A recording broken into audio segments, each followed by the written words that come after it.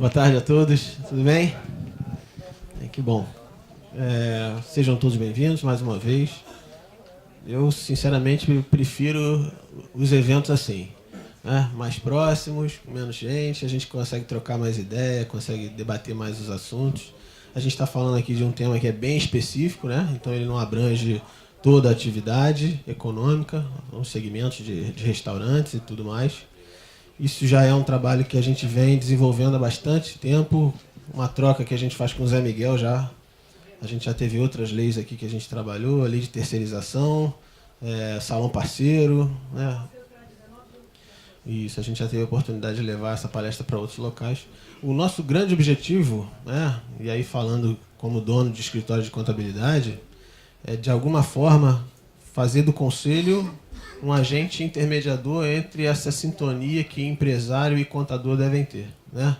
Não existe parceria mais interessante para ambos os lados do que essa. Eu consigo ver bastante valor tanto de um lado quanto de outro. A gente consegue agregar valor e resultados para o empresário. De certa forma, a gente se valoriza enquanto isso, até na segmentação de carteira, que muitos fazem. Então, depois, se vocês puderem contribuir também com algumas outras informações ou temas que sejam importantes a vocês, é só vocês encaminharem um e-mail para eventos@crcrj.org.br. A gente vai receber, filtrar e vai estar sempre trazendo os temas mais atuais possíveis. Aí a gente já está costurando com o Miguel o salão parceiro, que já está fechado para dia 19 de agosto. E a gente vai, dentro em breve, fazer um evento também para falar sobre a reforma trabalhista. Com certeza absoluta, daqui a pouco tem cliente lá na porta de vocês perguntando o que mudou, o que vai precisar ser feito, que ajustes vão ter que ser promovidos. Então é importantíssimo a gente também estar rápido na resposta de levar o conhecimento assertivo para vocês. Tá? Espero que o evento seja fantástico. Vou lá em cima despachar uns processos, atender o colega e volto para aprender também. Tá? Zé Miguel, por favor. Obrigado, gente. Bom evento.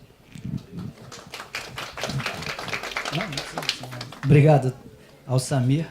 Conheço o Samir há muitos anos e a cara do CRC com esse cara realmente mudou, porque deu um toque de dono de escritórios de contabilidade que a gente precisava, e ele criou algo muito legal dentro do CRC, que é a discussão técnica.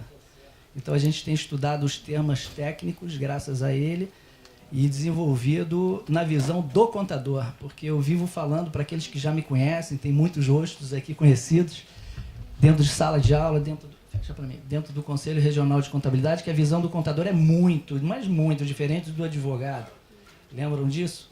O contador, ele lê a lei tributária com 4 objetivos. Ele procura a prescrição na lei, o que a lei determina, ele procura a autorização, que a lei autoriza, ele procura, dentro da lei, a visão própria dos fatos e dos atos administrativos numa visão muito direta com a lei.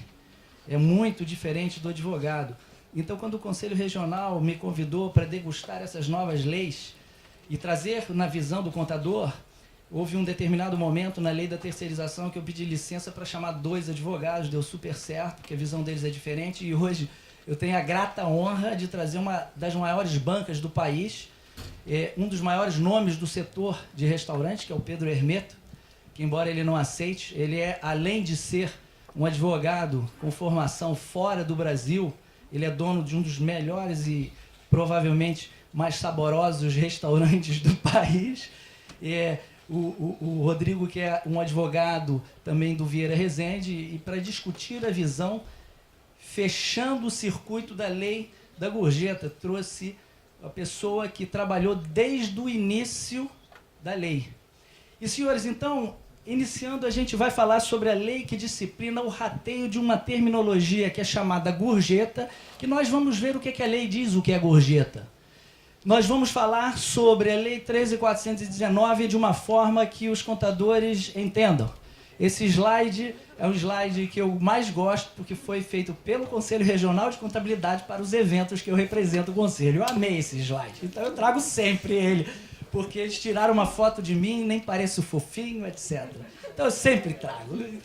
Amei. Vamos lá. Primeiro vamos lá, então, falar de contador para contador e ler a lei como contador. A lei, ela é muito pequena, ela vem traçando a característica das principais alterações brasileiras que se vocês não notaram, eu tenho certeza que sim, mas aqueles que não notaram estão mudando toda a cara empresarial brasileira. Nós estamos falando que desde fevereiro o Brasil entrou com a lei da gorjeta, o Brasil entrou com a lei do salão, o Brasil entrou com a lei da terceirização, o Brasil entrou com a lei da reforma trabalhista e futuramente com outras. Leis que têm uma página e meia. Uma página e meia cada uma delas. Só que um recado bombástico para o setor do dia a dia da contabilidade. Iniciamos no artigo 1 que diz o seguinte: esta lei altera a consolidação das leis trabalhistas. Não é pequena, ela é gigante. E ela vem e diz assim: quanto ao rateio entre empregados, logo a gente sabe que nenhuma lei neste país diz para o contador debita isso, credita aquilo. O plano de contas é esse.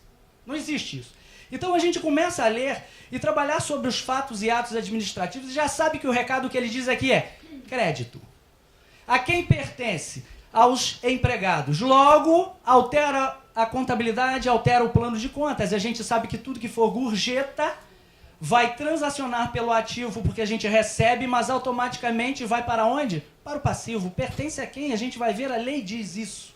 E aí ele diz o seguinte: em quinais específicos, bares, restaurantes, hotéis. E por incrível que pareça, essa lei foi condescendente também com motéis. Coisa que não acontecia no Brasil. Enquanto os restaurantes podiam entrar em determinados cenários, os hotéis em determinados cenários, ela trouxe e estendeu para motéis. E aí ele vem estabelecimentos e similares, a gente sabe então que a lei trouxe quinais específicos. É aí que o contador vai correr atrás e vai perceber o que tem que fazer no seu dia a dia. E ela vem e diz, o que é gorjeta? Logo a gente já sabe, nós contadores sabemos que quando a lei traz o significado de uma palavra, nós não buscamos no dicionário comum da língua portuguesa. Então não vai adiantar absolutamente nada buscar o sinônimo da palavra portuguesa no dicionário Aurélio. Para esta lei, a gorjeta considera-se não só a importância espontaneamente dada pelo cliente ao empregado, como também o valor cobrado pela empresa. Então ele veio e trouxe dois cenários. Valor dado diretamente pelo empresário, como cobrado pela empresa. Se eu estou falando de um item que eu acuso que o empregado tem que me dizer que ele recebeu direto, muda a relação contratual trabalhista, que eu não sou competente para falar. Trouxe um especialista. Então a gente sabe que a gorjeta deixa de pertencer a um e pertence a um conjunto. Aí ela vem e diz assim, como serviço adicional, não é mas ele traçou como serviço, logo consta do cardápio. Mas não o cardápio que é apresentado ao cliente, mas do conjunto que é oferecido a ele. Então entra como um item que compõe algo que vai ser cobrado se eu cobrar gorjeta. Aí ele vem e diz assim, a qualquer título, isso é importantíssimo, cobrei adicional é gorjeta, mas só vai ser a gorjeta encarada com essa regra se estiver de acordo com o que a lei determina. Destinado à distribuição aos empregados. Destinado à distribuição aos empregados, nós sabemos que tudo que é destinado a terceiros, na organização de uma pessoa jurídica, no seu dia a dia com o movimento cavalar, é muito difícil de provar depois a quem pertence determinada movimentação. Então, como conservador, o contador já sabe que isso, principalmente tributariamente, é difícil, conta bancária específica. Essa é a melhor prática. Ah, sou obrigado de jeito nenhum. Você não é obrigado a nada, você faz o que quiser, a vida é tua. Mas se você destinar toda a gorjeta, fechar a diária e jogar para uma conta bancária específica que bate com um passivo naquele momento, não vai ter discussão quando o Ministério do Trabalho chegar, quando a Receita chegar, quando alguém chegar e for te cobrar. Logo ele vem e altera o plano de contas de novo. Então a gente está percebendo que o recado é um recado muito grande. Um recado parecido com todas as outras leis. Ela vem e traz fatos relevantes. A lei, ela menciona exatamente o que ela quer. E nós nos subordinamos se quisermos. O arbítrio é seu. Mas quero esse benefício, entre aspas, quero estar aqui, eu tenho que estar de acordo com a lei. Ela vem e diz assim, a gorjeta não constitui receita do estabelecimento. Ela mexeu com a área tributária e com o fiscal. A receita... a adequação dos contratos e carteiras de trabalho está lá escrito. Então ela vem e mexe com os salários e com a relação trabalhista. Ela vem e diz, existe a adequação documental de registros. Na escrita contábil temos que refletir. Por quê? porque a Secretaria da Receita Federal, no plano de metas anual, disse que eles vão tomar como como base de cálculo dos 4 principais tributos, PIS, COFINS, imposto de renda, contribuição social, o quê? A escrita contábil. Nós, contadores, lutamos 40 anos para que o fisco reverenciasse a contabilidade. A 12973 referenciou. O plano anual de fiscalização da Receita Federal vem e diz: eu só aceito a distribuição de lucro se estiver de acordo com a escrita contábil nos padrões brasileiros que obedecem às normas internacionais. Então, prepare-se. Isso é uma obrigação. Logo, mexe com a escrita contábil e ela exige comprovar o atendimento às determinantes contratuais, mexe com a parte legal. Então, o que nós estamos falando é que as empresas têm que criar um relacionamento profundo com o contador e com o advogado. Porque a contabilidade é a relação e o reflexo dos fatos e dos atos administrativos que causam mutação no patrimônio, que se suportam em cima de toda a relação de contratos. Segundo o Código Civil, não existe nenhuma relação de contrato neste país que não seja escrita. Pode existir, pode, mas tem que ser verbal. E se for verbal, eu permito o arbítrio de quem tem o poder de polícia. Então não vamos deixar para quem tem o poder de polícia essa relação de interpretação. Crie tudo certo, é o que a lei diz. Ela vem e diz nas obrigações. Primeira coisa, a gorjeta mencionada não constitui receita. Está lá escrito. Quando? Quando está de acordo com a lei. Não é assim, tem o gorjeta e não constitui. Errado. O restaurante pode ter gorjeta e a gorjeta incorporar a receita. Quando é que a gorjeta não incorpora a receita? Quando está de acordo com a lei. E ele vem e diz quando está de acordo com a lei, a partir daí. Ele diz assim: destina-se aos trabalhadores. E 2 palavras aparecem na lei direto. Quando a lei fala da relação com o contribuinte. Quando a lei é a favor do contribuinte, é poderá. Não é isso? Quando a lei é a favor do fisco, é o quê? Deverá. E seus sinônimos. Será, eu posso optar? Não. É uma imposição. Então ele diz, será distribuída. Sinto muito, passivo. Obrigações a pagar. Não tem arbítrio na escrita contábil, é o que ele diz. Ele diz assim, a escrita contábil deve refletir a receita. A escrita contábil deve refletir o movimento financeiro. A escrita contábil deve conter as contas corretas e o movimento de caixa. Ou conta bancária, ou movimento de caixa. É o que ele disse. Ele não deu opção para nós. E aí ele vem e diz assim, segundo critérios de custeio e de rateio definidos em convenção, sindicato forte. Ele está passando o poder para alguém. Sindicato continua forte mesmo que você não dê a grana para eles todo final de mês. Não tem jeito. Aí ele vem e diz assim, as empresas que cobrarem a gorjeta deverão.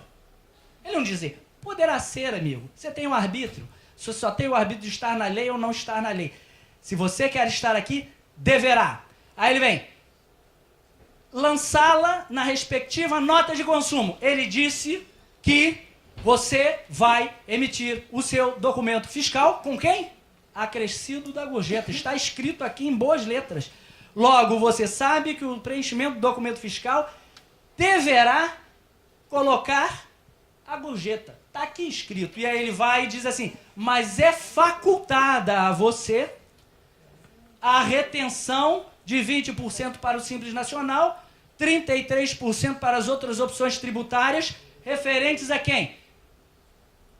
Aos encargos trabalhistas, aos encargos sociais. Aí ele disse, é uma faculdade tua, mesmo que você esteja de acordo com a lei, você pode ou não pode reter. Não reteve, o problema é teu. O que é reter? Escrita contábil. O que é reter?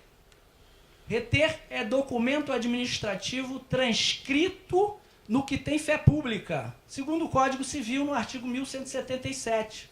Lá está escrito que a escrita contábil tem fé pública. Não escriturou, dançou. O arbítrio é teu, você faz o que quiser. Aí ele vem e diz assim, essa retenção exige previsão na convenção ou no acordo coletivo de trabalho para custear a retenção, que eu disse, de encargos trabalhistas e sociais. Você faz se quiser, amigo. O problema é só seu. E aí ele vem dizer assim, devendo o valor remanescente ser revertido integralmente a favor do trabalhador. Duas coisas levam à prisão nesse país, não é isso, com certeza? A pensão alimentícia não paga e quem? A apropriação indébita. O que é que ele falou? Que aquele dinheiro pertence a quem? Então vai, movimenta na mesma conta corrente. Movimenta e sem querer gasta esse dinheiro. Que vocês vão ver o que é apropriação indébita para os donos de empresa, é claro, né? Então essa informação é muito clara para todos nós daqui do Conselho que analisamos a estrutura da lei. Direitos e deveres e responsabilidades estão nela, aqui. Contas correntes com movimentação de caixa muito claros. Anotar na carteira de trabalho. Obrigação dos registros trabalhistas é fundamental para que a relação continue e ela tenha vigor.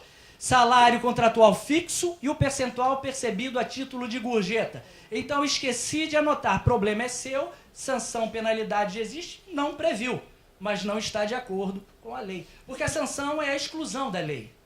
E a sanção da exclusão da lei é bem pesada em termos monetários.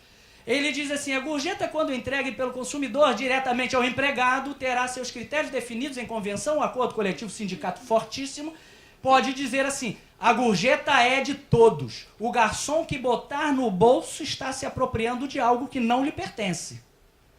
Aonde mexeu? Acordo trabalhista, o contrato de trabalho, a relação da confiança. Pode se colocar lá, o doutor Rodrigo é o cara, mas acredito que possa se colocar, deve se colocar no contrato de trabalho, que isto daqui, se for identificado, é uma penalidade cabível para ele. Então as empresas deverão anotar na carteira de trabalho, salário fixo, a média dos valores das gorjetas referentes aos últimos 12 meses. Você não tem o hábito de não fazer, você é obrigado a fazer.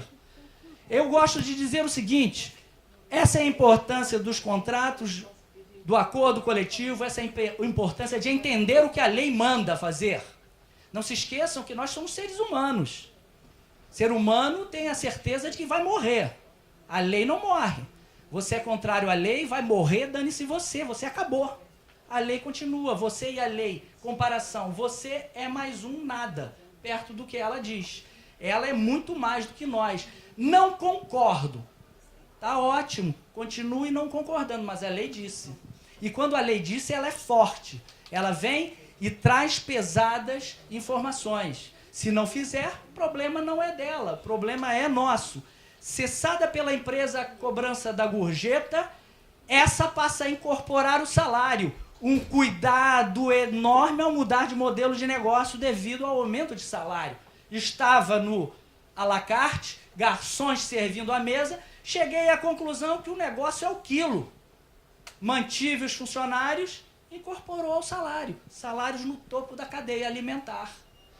Então, temos que saber que isto existe porque é um recado bem claro, tendo como base os 12 últimos meses. Logo, a gorjeta não incorpora o salário atualmente, e nem nessa lei. Olha a mensagem que ele disse. Essa incorporará no futuro. Então, hoje, não incorpora. É muito simples a palavra que ele usou. Discussões vão existir diversas. A gorjeta hoje incorpora, não tenha dúvida. Mas essa palavra, para nós, foi uma palavra de divisor de águas que trouxe uma discussão gigante. Por quê? Tempo verbal da palavra. Perfeito? Então, eu estou prevendo que se você não estiver de acordo com isto, ou se ocorrer isto, Geraldo Ataliba, para quem não sabe, é um cara que tem um livro maravilhoso chamado Hipótese de Incidência Tributária. Ele diz assim, há uma diferença entre o que a lei prevê e o que Amilcar Falcão previu, que foi um livro fabuloso chamado Fato Gerador da Incidência Tributária. Geraldo Ataliba diz assim, o fato que gera a obrigação só existe quando a hipótese prevista na lei ocorre. Então, se a hipótese prevista na lei não ocorreu, o fato que gera não existe. Perfeito? E é assim que eles leem, é assim que esses dois doutrinadores, vamos dizer, advogados do mais alto calibre, eles preveem, incorporará a hipótese de incidência. Não ocorreu. Incorporou porque ocorreu o fato. Eu deixei de pagar a gorjeta. Então essa é uma discussão bem legal. Para as empresas com mais de 60 empregados, será, não é poderá, será constituída a comissão de empregados. Fato curioso, de empregados, não é de garçons, não é de comissionados, não é de quem recebe a gorjeta, empregados são todos, todos que estão na CLT. Isso foi curioso. E mediante previsão em convenção, e ele vem e diz assim: representantes serão eleitos em Assembleia Geral convocada para este fim pelo sindicato laboral. Vai ao sindicato, pede para convocar, diz assim, ó, quem são os candidatos? São esse. Ah, mas são garçons? Não, a lei não diz que tem que ser garçons, elege, está feito. E aí ele vem para as demais empresas, comissão intersindical. Vai ao sindicato e resolve com eles. Importância do sindicato? Continua. As leis são interessantes. Bem, passamos pelas leis, verificamos que então eles mexem no plano de contas, eles mexem na escrita contábil, nas obrigações, na relação trabalhista, na forma do contrato de trabalho, a maneira como eu registro, a maneira como se conduz hoje a relação. E aí eu apresento o exemplo numérico. Mais ou menos, imagine a cada 100 mil reais de gorjeta, no mundo atual, hipoteticamente, claro, de forma não exata, mas muito próxima, se nós formos acrescentar todas as verbas, tudo, daria em torno de 60% a mais que o restaurante desembolsaria. Então, a cada 100 mil reais, ele vai desembolsar quase 60 mil reais hoje, por causa dos acréscimos. Se por acaso considerarmos que incorporará, não incorpora hoje, então nós retiramos o 13º, as férias, etc. E aí dá R$ 33,85. Qual é o valor que o governo colocou? 33%. Então os restaurantes têm um prejuízo ainda de 0,85. Maravilha, então vamos ver o que é que isso significa de economia para eles. Na situação atual, lucro presumido, regime especial de ICMS, nós temos o seguinte: gorjetas a 100 mil, tributos 10 mil, contribuições sociais, porque a gorjeta hoje incorpora a receita, não é isso? Ele disse que sai. Ele disse que, não, e que incorporará o salário. Então nós fazemos o cálculo, hoje o custo é 70.600, porque eu incorporo ali os tributos que entram na incidência da receita. Na situação com a nova lei, lucro presumido também regime especial, nós temos a gorjeta em 100 mil reais, nós retiramos os tributos porque ela não incorpora mais a receita e ela incorporará as verbas, 13º, férias, etc., se eu sair da lei. O que é que ele diz? Dá exatamente 33 que ele te permite deduzir. Eu retive os 33, é um acréscimo de 33,85, sobram 0,85%. Isso daqui, para alguns restaurantes à la carte, é uma grande salvação. Mas a maior delas, provavelmente, vai ser o que os nobres colegas do direito vão falar. Eu esqueci de avisar a vocês, pedir 1000 desculpas, mas eu tenho que falar rápido, porque a cada um de nós temos 20 minutos. Então, eu falei em 20 minutos e 57 segundos. Muito obrigado a todos. Sim, agora vou pedir, vamos falar em conjunto, não é isso? Doutor Pedro, doutor Rodrigo.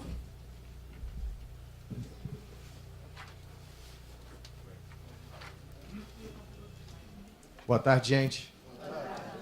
Estou aqui ainda sob efeito da fala do Miguel. Energizado. Bom, eu e o Rodrigo, eu sou o Pedro. Nós somos do Vieira Resende, que é um escritório que tem atuação aqui no Brasil, no Rio de Janeiro e em São Paulo, há 20 anos. E o Rodrigo é o sócio da área tributária, portanto... Trabalhista. Desculpa, trabalhista. Portanto, é ele que vai tratar dos aspectos eminentemente trabalhistas. E eu estou aqui advogando em causa própria, porque eu sou dono de um restaurante, que é... Eu acho que a gente pode até passar... eu vou apresentar inicialmente o restaurante e a gente vai fazendo uma fala conjunta. Eu vou complementando, buscando aqui contribuir com a minha experiência empírica lá do restaurante e sendo também um advogado. São duas funções que normalmente não se coadunam muito. A gente não vê muita gente no setor de bares e restaurantes que também é advogado. Então, eu tenho esse atributo de poder desempenhar as duas funções. Isso nos ajuda muito no restaurante, na medida em que eu trago uma visão sempre jurídica e tento organizar as coisas de uma forma bastante mais racional e observando sempre os princípios legais que norteiam a nossa atividade. Eu acho que a gente pode, Rodrigo, você fica à vontade também para ir falando. A ideia inicial nossa é a gente trazer um pouco do que está por trás da lei de gorjeta. Em que contexto que ela surge? O Miguel falou aqui muito bem no início,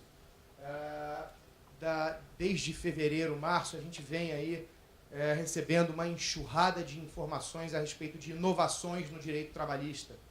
E são várias as inovações que já foram aprovadas. Mais recentemente tem a tendência, na verdade, já há algum tempo, isso começou um pouquinho até com o STF, em algumas questões trabalhistas, é privilegiar a negociação.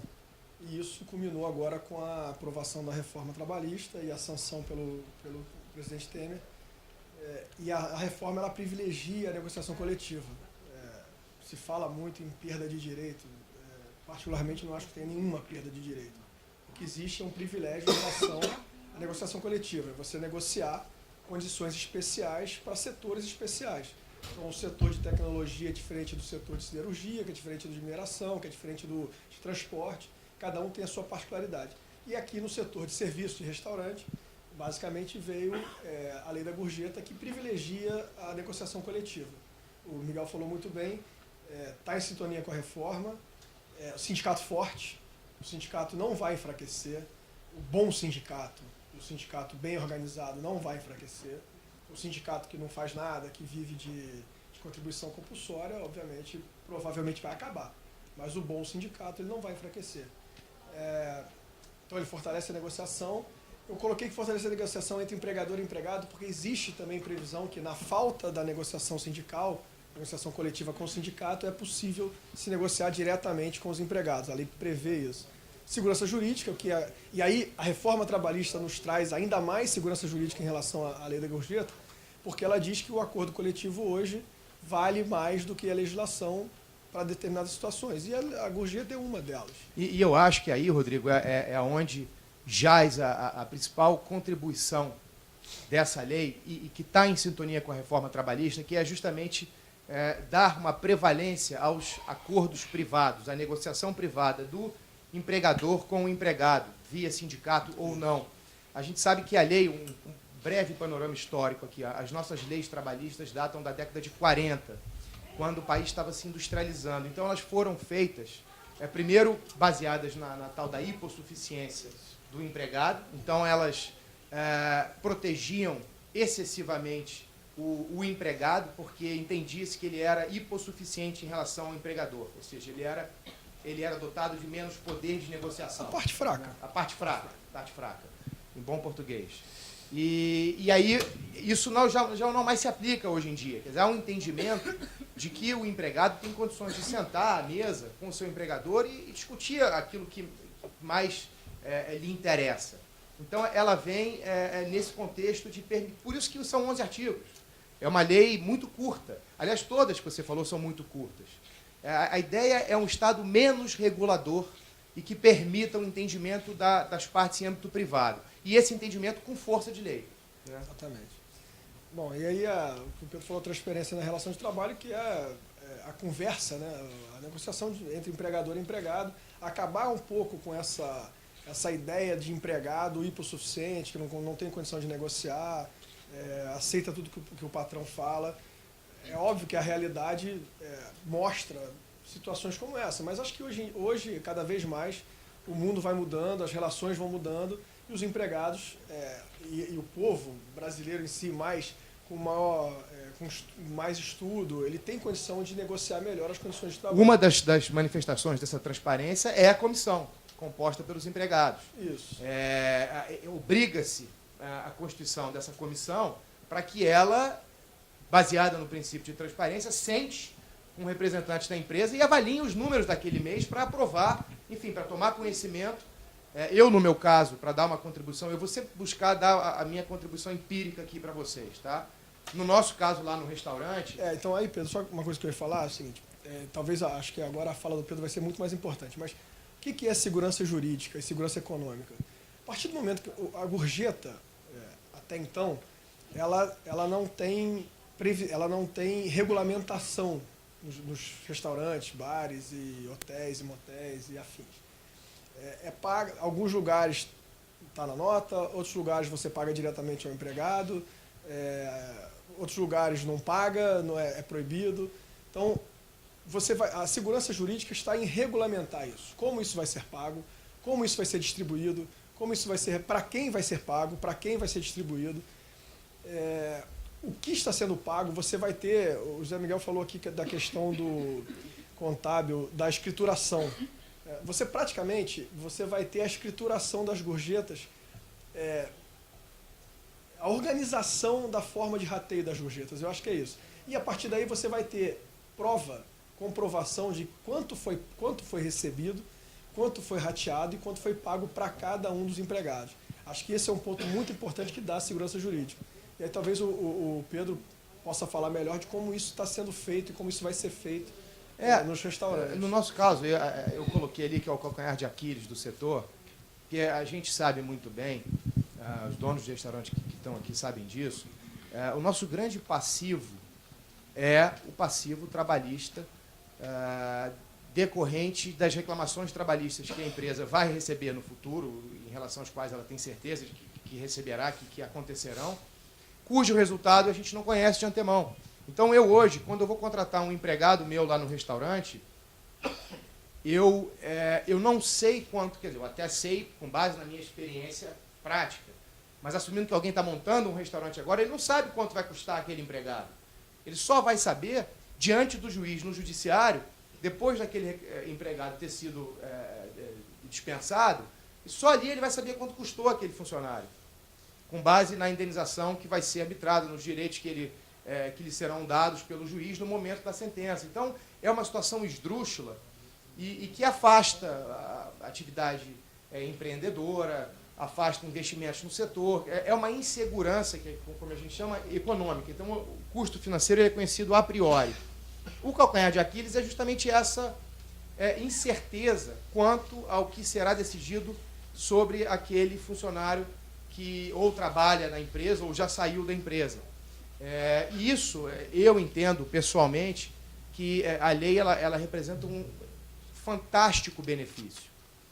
Eu estou muito contente, embora a gente tenha lá o 0,85, que a gente vai ter que tirar do bolso e pagar, não importa. Se eu amanhã quiser vender o meu restaurante para um fundo de investimento de qualquer nacionalidade, eu posso falar para ele quanto eu tenho de passivo trabalhista, com certeza. Não é uma incógnita e que, aos olhos de um potencial comprador, vai representar um desconto no meu preço de venda. Então, assim, a gente está lidando com fatos concretos, com a transparência, e é uma relação muito mais saudável, né, para você gerir um negócio. O passivo trabalhista, como eu disse aqui, acho que ele vai ser reduzido, a gente vai ter menos reclamações, até por conta também da reforma trabalhista, daí a gente ter colocado no início a sintonia dessa lei com a reforma. Né? A gente acha que vai ter menos reclamações. Não, certamente. Eu aposto. A gente aposta nisso, sim.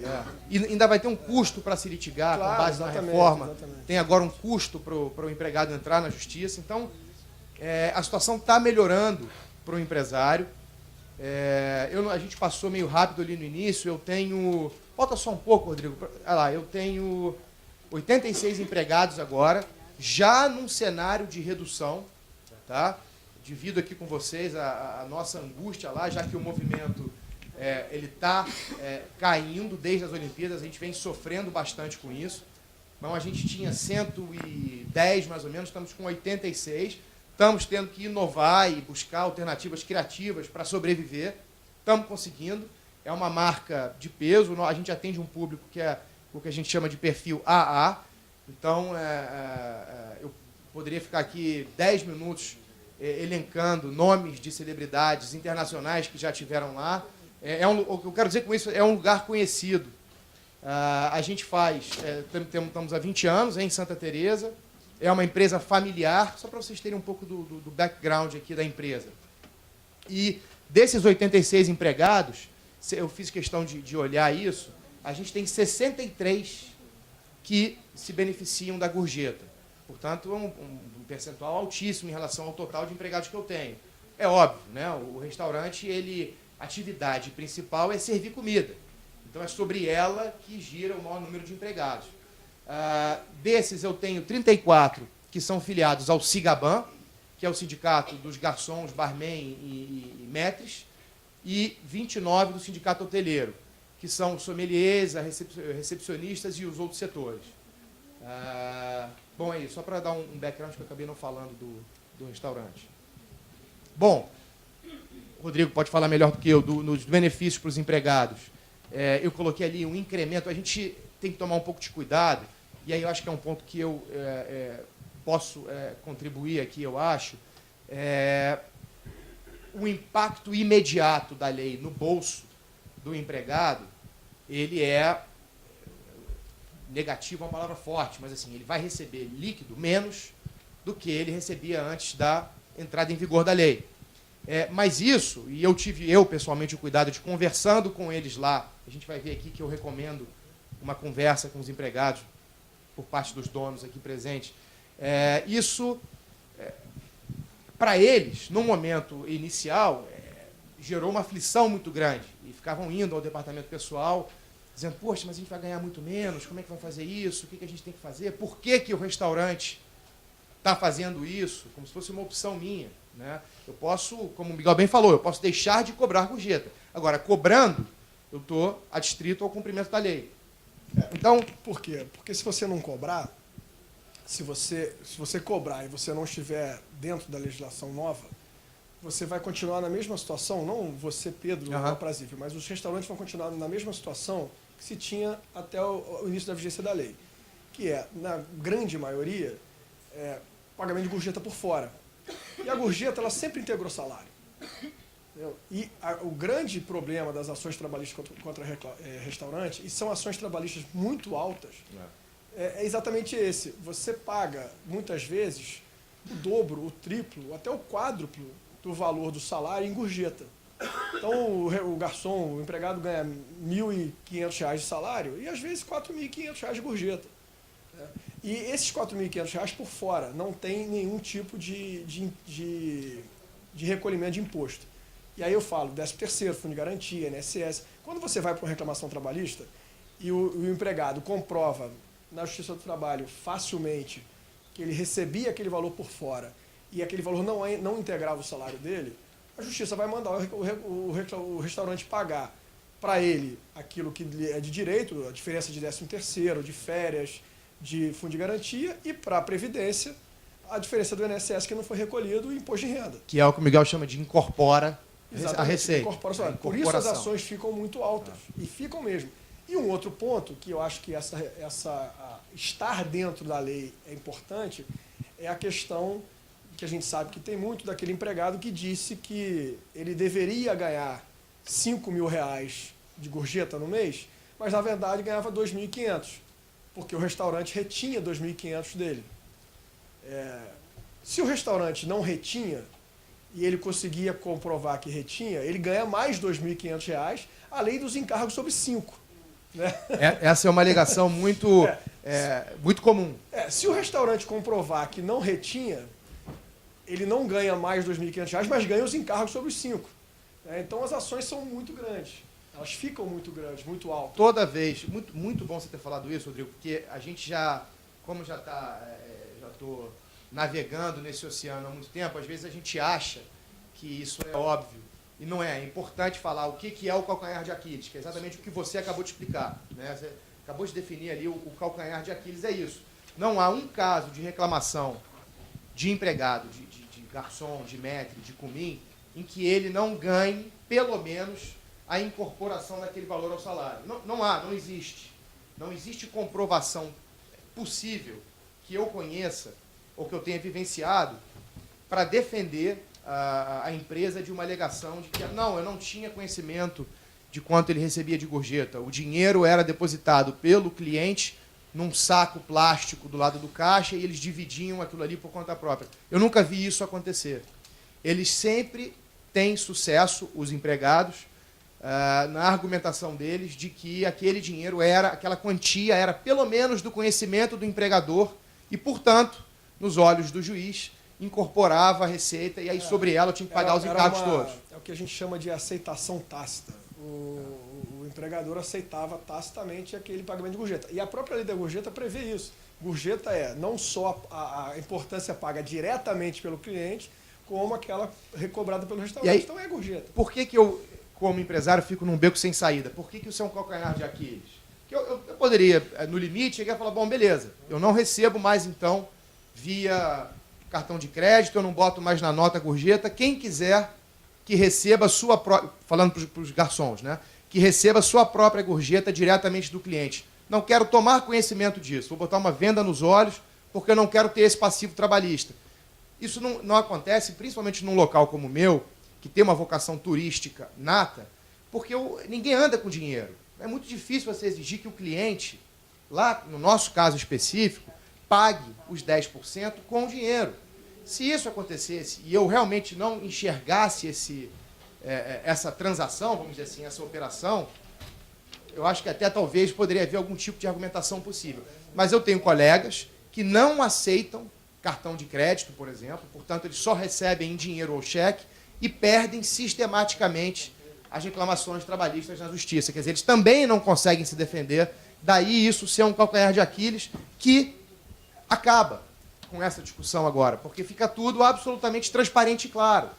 Quer dizer, não só eu passo a ter conhecimento da gorjeta, como ela não integra a receita minha, mas eu gerencio aquele dinheiro numa conta bancária, como a gente está fazendo no nosso caso, uma conta bancária segregada para facilitar essa operação, e eu pago encargos sobre aquilo, né? Que me remete, dando um pulo aqui, ao último benefício da lei, que é para o Estado brasileiro, que é a União e os estados que vão lá meter a mão e arrecadar mais tributo agora. Né? Que eu acho que o Estado está dando oportunidade, está tendo a oportunidade de ter certeza absoluta que os tributos vão ser arrecadados sobre um valor maior. Exatamente. Sobre uma base de cálculo maior. Exatamente. Por isso que, aí falando como advogado, né, o dono já ouvi de dono de restaurante e falei assim, mas os meus garçons vão ficar muito chateados, porque eles vão perder dinheiro. E assim, na minha cabeça, isso não entra. Eles não vão perder dinheiro. Assim, se você não quiser reter os 20% ou 33%, ok. Mas depois não reclame se tiver que integrar o valor. Então é melhor reter. Paciência se eles vão perder dinheiro. Líquido. Eles vão ganhar aqui no 13º, que vai ser maior. Exatamente. Nas férias. Aumenta a base de cálculo, né, Rodrigo? O fundo de garantia que ele vai ter. Entendeu? Então, assim, paciência se no líquido. Mas o garçom vai preferir que a gente não faça nada disso. Posso fazer uma colocação rápida? Claro. Rapidinho. Vou até beber uma água. Eu não sei se vocês sabiam que existem porteiros que recebem mais do que o limite mínimo para incidência do imposto de renda retido na fonte. Então tem uma enxurrada de porteiros que estão recebendo a negativa do CPF. Tiveram o CPF interrompido porque os escritórios de contabilidade declararam para a Receita Federal que esses porteiros ganharam mais do que os R$ 28.563 ao ano. Eles caíram na malha fina, assim, mas tem centenas e milhares de porteiros. O que é que esta lei vai fazer? Esta lei vai fazer com que a empresa, o contador, declare para a Secretaria da Receita Federal quanto o cara recebeu. É isso. E aí esses caras todos vão cair na malha fina e vão ter que entrar na incidência do regime acumulativo do imposto sobre a renda. Né? Provavelmente. Exatamente. E aí é a maneira do Estado que o Estado tem de tomar conta da arrecadação. Estão trocando a arrecadação do Simples Nacional ou do presumido, que é a maioria dos restaurantes, pela incidência da tabela do imposto de renda. É isso que eles estão fazendo. Exatamente. Que é maior, né? Que é maior. Então, assim, os benefícios, né? Eu acho que as vantagens, não vou nem dizer benefícios, mas as vantagens que o empregado vai ter agora é passar a ter um aumento maior, a integração efetiva daquele valor ao salário. Então, 13º, férias, fundo de garantia, sobre uma base de cálculo maior. E o que o Pedro sempre falou muito, O empregado, na hora que vai comprar uma moto, a gente até usou o exemplo aqui da moto, ele precisa comprovar renda. E a comprovação de renda dele, na maior parte, é do piso. É um quarto do salário. piso. Um quarto, Né? um quinto do Porque salário. isso não está no contra-cheque, né? Porque é por fora. Restaurante grande, mas os pequenos muitas vezes não repassavam isso para eles. Ou isso, não repassava, exatamente. Certeza que eles vão ter o repasse integral. Exatamente. E aí vão poder comprovar a renda para poder comprar moto, carro, o que for. Não pagavam nada, exatamente. Isso aqui pode parecer que é um benefício menor, não é. Pela minha experiência, eu já tive casos lá de maîtres que vinham nos solicitar declarações de quanto eles recebiam efetivamente ao final do mês, incluindo gorjeta, e a gente sempre hesitava, porque eu estou assumindo ali, né, numa reclamação trabalhista futura, eu assumi ali que eu pagava para o cara e não recolhi em cima. Mas tinha Não gente... precisa nem fazer prova. Não precisa nem fazer prova, eu estou dando para ele a prova. Mas como havia, e ainda há, maîtres que são de absoluta confiança, e pessoas que estão lá há 9 anos, há 10 anos, e o sujeito vinha com você e dizia, olha, eu quero comprar minha casa própria e tal. Teve um maître nosso que ainda está conosco, eu dei a declaração para ele, no dia seguinte ele estava há 18 meses tentando comprovar renda para poder conseguir o crédito no banco. No dia seguinte que eu dei a declaração, isso ele veio chorando me contar. Ele conseguiu e comprou a casa onde ele mora até hoje. Isso tem 6 anos. Agora então, aí tem a contradição entre o advogado e o dono de restaurante. Você pergunta para o advogado... Eu estou com um chapeuzinho de dono de restaurante agora. Eu estou com um chapéu de dono de restaurante.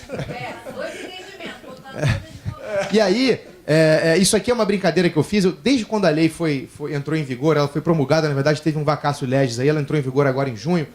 Eu brinco com eles que as ações da Honda e da Yamaha no mercado brasileiro vão disparar, porque essa galera, os cumins, os garçons, que tem cujo salário representa 1/4, às vezes até 1/5 no mês muito bom, até 1/5 da remuneração deles, eles agora vão chegar lá e vão falar, bom, Honda, aqui, ó, tô querendo comprar minha moto, e vão todos comprar. E eu tenho certeza que vai aumentar a quantidade de moto que essa galera, eu já falei lá, vou ter que arrumar um estacionamento na frente do restaurante daqui a pouco, porque... isso é um benefício na qualidade de vida do sujeito, quer dizer, isso é importante. Então, nas conversas que eu tenho tido com eles, são várias, eu procuro focar nisso aqui, né? Porque senão eles desesperam. Você imagina, uma situação de crise como a gente está vivendo, o sujeito ainda receber líquido, menos dinheiro no bolso, então a gente tem que sentar e explicar isso com muito cuidado e com muita atenção. Eu acho que é isso, eu já falei, a prevenção de conflito é justamente essa conversa, essa rodada de conversas que são feitas. E aí a gente entra na lei efetivamente, né, Rodrigo? Agora eu posso falar um pouquinho da lei, talvez com a visão mais jurídica do que contábil. Né? O contador ele lê muito a letra da lei e o advogado interpreta a lei. Então muitas coisas que talvez sejam simples aqui, na interpretação e no histórico de interpretação da justiça, eu posso falar, não é bem assim. Né? Quando você fala que gorjeta, por exemplo, vou dar um exemplo aqui. Gorjeta só, a lei define bares, restaurantes, hotéis, motéis e afins. Porteiro que recebe gorjeta é gorjeta. Entendeu? Prédio é gorjeta. Entendeu? E a justiça costuma, não estou dizendo que ela vai fazer isso, mas ela costuma interpretar isso de forma mais ampla.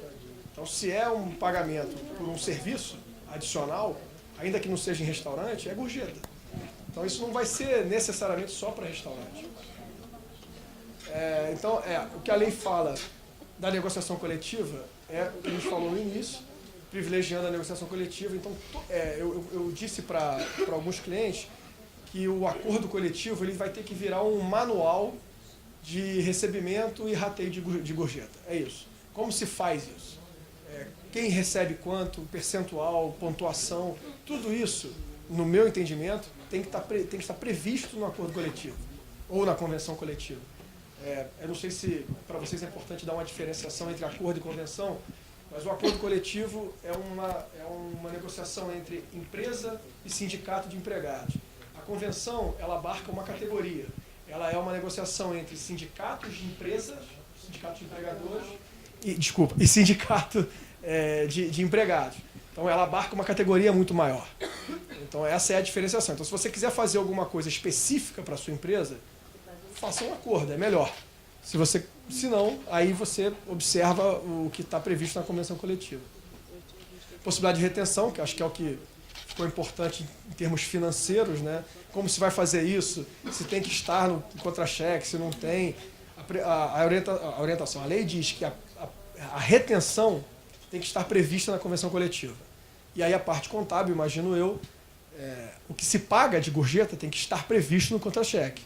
Tem que estar lá oficializado. A questão da retenção, não entendi a possibilidade de retenção que está na convenção. Você tem que prever qual é o percentual de retenção que você vai ter, que você vai fazer no caso da gorjeta recebida. Então, como o Zé Miguel colocou de exemplo, se você recebe R$100.000 de gorjeta no mês, você pode reter 20% se tiver no simples, ou 33% se tiver no lucro presumido, no lucro real. Esse é Até, exatamente. Então você pode decidir reter 10, 30, 28, 26, mas essa retenção tem que estar prevista na convenção coletiva ou no acordo. Deixa eu fazer um parênteses muito rápido aqui. Há casos de acordos celebrados no passado contendo isso aqui, prevendo a possibilidade de retenção pelos restaurantes. Acontece que havia, e aí a gente volta ao benefício que eu falei lá em cima, uma insegurança jurídica muito grande em torno desses acordos, porque eles eram passíveis de questionamento na justiça. Então você avalia, eu vou no sindicato como dono de um restaurante, faço um acordo desse, antes da vigência da lei, há 10 anos atrás, vamos dizer, e aí eu passo 5 anos da minha vida no restaurante retendo esse valor, depois ele é questionado, o acordo é questionado na justiça. Imagina quanto eu não tenho de passivo, de contingência que eu vou ter que pagar por ter retido esse tempo todo. Então, embora houvesse acordos como esse já celebrados no passado, isso não é de todo novo, isso aqui, agora há uma segurança jurídica, porque isso tem um respaldo da lei. Tá? A sua insegurança numa situação dessa, primeiro foi o que eu falei, porque a parte retida deveria ter sido rateada. Então, aquilo que foi retido, você deveria ratear. Então, você tem que ratear. Segundo, porque tem que pagar os encargos. Então, você reteve, mas vai ter que pagar de novo. Segundo, os encargos. Então, você já pagou uma parte dos encargos. Mas não, a outra parte quebra não. o restaurante. E a terceira questão é a previdenciária da Receita Federal. Porque esse valor, ela provavelmente tributava, ela passa a tributar pelo valor integral recebido. E não pelo valor, e o valor rateado não devia entrar em cálculo de tributação, entendeu? Esse que era o ponto. Bom, o Zé Miguel já falou da questão da anotação da CTPS, tem que ter, tá? E aí a Justiça também tem, historicamente, quando a lei determina situações específicas, você tem que cumprir aquilo que diz a lei. Eu acho que muita gente aqui deve ter contato, com certeza, com a Lei de Trabalho Temporário, 6.019. Se você não tiver um contrato de trabalho de acordo igualzinho o que diz a lei, a Justiça costuma anular aquele contrato e dizer que aquele contrato é um contrato por prazo indeterminado. Então você tem que efetivamente fazer o que diz a lei. Anotar na CTPS, fixar a média. Como que eu vou fixar a média? Anotações gerais da carteira. Vai anotar lá anualmente qual é a média de gorjeta que a pessoa teve. A incorporação ao salário, então, não quero mais pagar a gorjeta. Incorpora o salário. Foi aquilo que você falou. Aí você pode perguntar, mas e o para trás? A lei não fala, mas eu tendo a achar que você vai ter que incorporar. Eu quero parar de pagar agora, com a vigência da lei. E o para trás? Eu tendo a achar que você vai ter que incorporar também, que a Justiça mandaria incorporar. No caso da nota compulsória, na nota declaratória, eu posso deixar, o restaurante pode deixar de cobrar a taxa ou a gorjeta, mas se o empregado receber por fora um valor, esse valor tem que estar entrando na nota declaratória.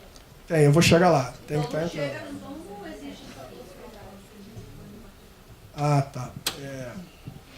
A questão da nota declaratória que você está dizendo, se eu entendi bem, aquele valor que o empregado recebe por fora, direto no bolso, e não se encontra escriturado em nenhum lugar. Eu vou chegar lá, é o seguinte, o empregado ele vai ter que ser obrigado a colocar no saquinho lá do lado do caixa o dinheiro que ele recebeu. Então, no final do dia, você tem o que está na nota, ok, é fácil você definir, mas aí o que ele recebeu diretamente botou no bolso. Ele vai ter que chegar no final do dia, no livro, lá e falar assim, hoje eu recebi um total de R$1.000. Então tem R$1.000 a mais para ratear entre todo mundo. Ele vai ter que ser obrigado. E aí, nesse momento, vai chegar o Papai Noel numa carroça, e cheio de saci pererê no restaurante e mula sem cabeça, porque isso não vai acontecer nunca. Mas o que eu acho? Aí eu acho o seguinte, você vai ter que ter essa previsão nos acordos coletivos, na norma coletiva, você vai ter que prever que o empregado é obrigado a informar ao final do dia de trabalho o valor recebido diretamente a título de gorjeta. É o que a gente está fazendo. Estou transferindo para eles a obrigação de fazer essa declaração. Se ele não informar, ele não pode dizer depois que ele recebia tanto e a empresa não repassava, não pagava sobre aquele tanto que ele recebia. Ele não vai poder dizer. Concorda comigo? Desculpa a Justiça do Trabalho, mas se algum juiz do trabalho mandar o restaurante pagar de novo o que ele tinha por obrigação de informar e não informou, é brincadeira, né? Não precisa de lei. Você é obrigado. Tudo que ele recebe, no bolso dele, você é obrigado a incorporar o salário. Mas aqui, a incorporação ao salário aqui, de que trata a lei, é o seguinte. A incorporação aqui é o seguinte. Ele tem um salário base de R$ 1.500 e recebe gorjeta, uma média de gorjeta de R$ 3.000 nos últimos 12 meses. O que é incorporar o salário? O salário dele passa a ser de R$ 4.500. Então, se você hoje encerrar a cobrança de gorjeta, amanhã o salário dele vai passar a ser de R$ 4.500. É isso. Não. O para trás, você já, em tese, você já recolhia os encargos sobre aquele valor de gorjeta. Mas o salário base, todas as incidências em tese, sobre salário base... Não há notícia de um restaurante que faça isso. É porque você tem diferença entre incidências. Tem adicionais, incidências que incidem só sobre o salário base e outros que incidem sobre a remuneração. Então essa é a grande diferença. Só que aí você passa, quando você integra o salário base passa a ser de R$ 4.500. Entendeu? Então todas as incidências sobre o salário base passam a incidir sobre R$ 4.500. É isso que é a incidência. E a questão do descumprimento... É só para avisar que vai ser aberto para perguntas. A gente vai ter a oportunidade de bater um papo depois. Assim, acho que, para finalizar, há uma previsão de descumprimento da lei. Entendeu? Então, qualquer descumprimento, eu entendo dessa forma. Tudo que você acordar e não cumprir, ou se você não fizer nada do que a lei diz que você deve fazer... você tem uma multa prevista na própria lei que pode ser cobrada. Pode ser cobrada por quem? Pelo próprio empregado, pelo sindicato, pelo Ministério do Trabalho, pelo Ministério Público. Por quem tem a prerrogativa, a possibilidade de fiscalizar isso. Entendeu? Pela comissão de empregados. Então há aqui... E a gente fez um slide aqui sobre comissão de empregado, porque, particularmente, eu acho que isso aqui é de extrema importância, principalmente para aqueles restaurantes que têm um volume muito grande de pagamento de gorjeta e que já sofreram na pele ações trabalhistas. A partir do momento que você tem uma comissão, seja obrigatória, tá? Ou seja a não obrigatória, você passa a ter uma fiscalização daquilo. Você passa a fazer com que aquele seu empregado também tenha obrigação de fiscalizar aquilo ali. Então, se o empregado, se o garçom, se o Pedro põe o dinheiro no bolso, eu sou da comissão, eu tenho obrigação de cobrar o Pedro que aquele dinheiro no bolso seja dividido entre todo mundo, que ele informe aquele valor. Eu acho que você transfere um pouco para o empregado essa obrigação. Claro. Então, restaurante que tem 10 empregados, tudo bem, você vai fazer uma comissão. Mas restaurante que tem 59, 58, 50, faça uma comissão. E não deixe que o sindicato faça essa comissão, porque senão você vai ter um cara do sindicato direto dentro do seu restaurante, analisando todos os valores de gorjeta que o restaurante recebe. Eu não sei até que ponto é interessante para o restaurante ter a presença do sindicato lá constantemente fiscalizando isso. Não é interessante. A orientação faça a comissão. E essa comissão, ela tem lá as previsões, obviamente, ela dá uma garantia de emprego para aquele empregado que faz parte da comissão, e acho isso totalmente correto, porque o empregado, com uma garantia de emprego, ele tem possibilidade de discutir com o empregador, com o patrão, o certo e o errado. Então, acho bastante razoável isso. A gente tem sugerido aos nossos clientes, agora com o boné de advogado, que constituam aqueles restaurantes, bares ou restaurantes que constituam a comissão, mesmo se não tiverem 60 empregados. Porque a comissão, ela é uma forma que eu, agora com o boné de dono de restaurante, tenho de dividir, de compartilhar a responsabilidade. Então, e se coaduna com aquele princípio lá do início que a gente falou da lei, de transparência na relação de trabalho. E essa comissão, ela busca isso, assegurar a transparência. Então, eu vou abrir, e estou falando para vocês o que eu faço já. Os números, vai ter um representante, já houve uma reunião dessa, ou a gerente financeira, ou a nossa funcionária do DP, que vai participar como representante da empresa, né, na reunião, e a gente vai fazer uma ata, vai ser elaborada uma ata, em que a gente vai consignar tudo que se discutiu ali. E eles vão assinar essa ata. Então, isso é uma prova em meu benefício, dono de restaurante. Então, interessa a nós que essa comissão seja constituída e funcione efetivamente. Eu não vou imprimir no computador uma ata e mandar eles assinarem, um assina de manhã, o outro assina de tarde, o outro que é do turno da noite. Não, vai haver uma reunião, não uma assembleia, uma reunião efetivamente. Isso é muito importante, é uma recomendação que a gente faz que elas aconteçam efetivamente. E aí, um ponto em relação à composição, a lei é silente em relação a isso. Lembre-se que ela tem pouquíssimos artigos. Aliás, tanto maior serão os acordos coletivos, quanto menor é a lei, né? Já que ela deixa espaço para os entendimentos privados, esses entendimentos refletidos no acordo serão bem maiores. Mas a composição é interessante. No meu caso concreto, a gente tinha pensado em 2 funcionários do salão e 1 da cozinha. São sindicatos distintos, lembrem-se, né? E aí apresentamos isso a eles, e eles ponderaram comigo, dizendo, poxa, não dá para a gente ter um representante, quer dizer, 2, né, do salão, sendo que 1 de cada turno, e o cara da cozinha também 1 de cada turno, assim a gente tem representantes dos 2 turnos. Já não gostei muito, porque uma comissão com 6 pessoas, são 6 estabilidades. Acho que não precisa, eu acho que é muita gente. Aí a gente teve uma ideia que eu achei criativa, que eu sugiro aos senhores, que é botá-los como suplente. Então eu tenho 3 efetivos e 3 suplentes, que assumem o lugar do efetivo na ausência desse. Então é uma saída que a gente achou criativa lá. E aí coloque no acordo coletivo que você tem 3 efetivos e 3 suplentes, mas que garantia de emprego só os 3 efetivos. Perfeito.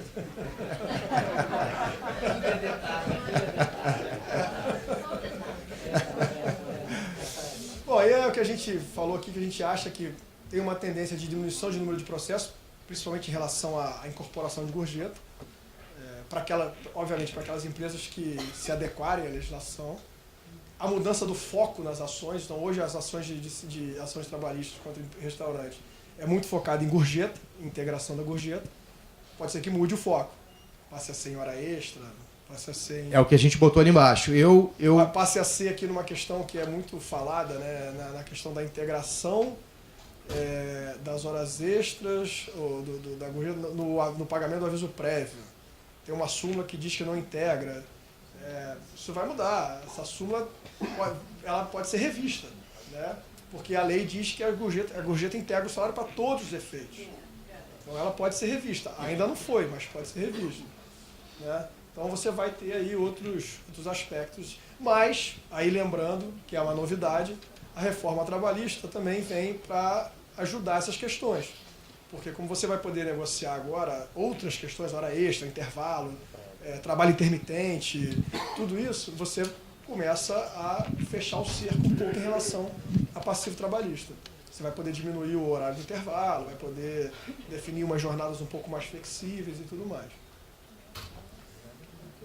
Concluindo, importância da negociação coletiva, bom relacionamento com os sindicatos, e aí eu insisto um pouco nisso porque eu não acho que a reforma trabalhista vá tirar poder do sindicato. Não acho mesmo, pelo contrário. Eu acho que vai dar poder ao sindicato junto com o fato do sindicato perder a contribuição sindical compulsória, ele vai ter que buscar maneiras de arrecadar, de sobreviver, de ter receita. E essas maneiras vão ser, a primeira que eu vejo, estar do lado do empregado, efetivamente. Aquele sindicato que não sai da cadeira, ele vai ter que sair da cadeira e ir lá na empresa. E se mostrar, e mostrar o serviço, para que ele possa obter a contribuição dos empregados. A segunda maneira é negociando, são as contribuições negociais, né, assistenciais, negociais, e tem diversos nomes, previstas em acordo coletivo que cada empregado beneficiado paga ao sindicato um valor X. Então são as formas que o sindicato vai passar a ter, os sindicatos vão passar a ter para ter receita, arrecadar receita. Então eu não acho que eles vão perder força. Determinados sindicatos vão perder importância ou vão perder receita ao ponto de não existir mais? Vão, óbvio. É claro que vão. Mas os que já estão aí constituídos... Vão ter que ir trabalhar, né? Vão ter que trabalhar, exatamente. Eu não queria falar isso, mas eles vão ter que trabalhar.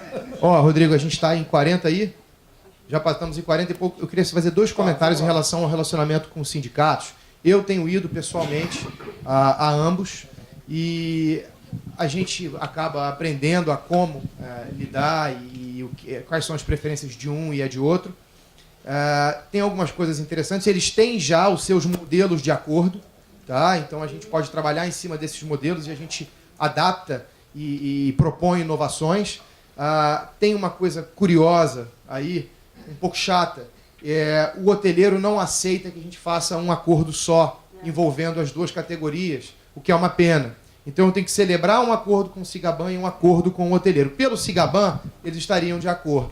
O hoteleiro, infelizmente, não aceita isso. A gente entende que há uma razão, talvez financeira para isso, que está refletida no modelo deles. Mas o relacionamento com esse pessoal é fundamental. E a outra questão é que o setor, esse segundo ponto da importância da adoção de práticas semelhantes pelos restaurantes, o setor, ele é, ao meu modo de ver, muito desunido. Falta união, falta conversa, falta trabalho coletivo. E eu tenho trabalhado no sentido de acabar com isso, de me aproximar dos outros donos de restaurantes que têm um perfil semelhante ao meu. Na medida em que a gente consiga criar regras que sejam o mais próximas possível uma das outras, a gente afasta a possibilidade de rotatividade de empregado. Então aqui você não faz isso, mas o fulano faz, eu vou para lá então. E de criar uma competição entre nós que não é saudável. Então a gente tem conversado no escritório com esses restaurantes no sentido de fazer um trabalho conjunto, coletivo e que seja uno. Tá?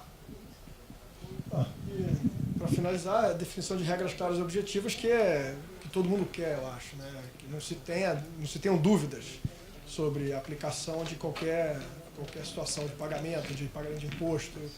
E aí acho que a contabilidade tem um papel importante nisso aí. Não só um papel importante, mas eu até acho que a contabilidade do restaurante que se adequar e que fizer tudo certinho, by the book, vai ganhar um acréscimo de trabalho considerável aí. Doutor Rodrigo pleiteou nosso aumento de honorários. Eu gostei muito dessa intervenção. Estão vendo como nós estamos desenvolvendo? Ganhamos pouco. Gente, muito obrigado, tá? Pela paciência de vocês. Bom, gente, vocês têm alguma dúvida? Querem colocar alguma coisa? A minha pergunta é a seguinte, boa tarde, né? Desculpa.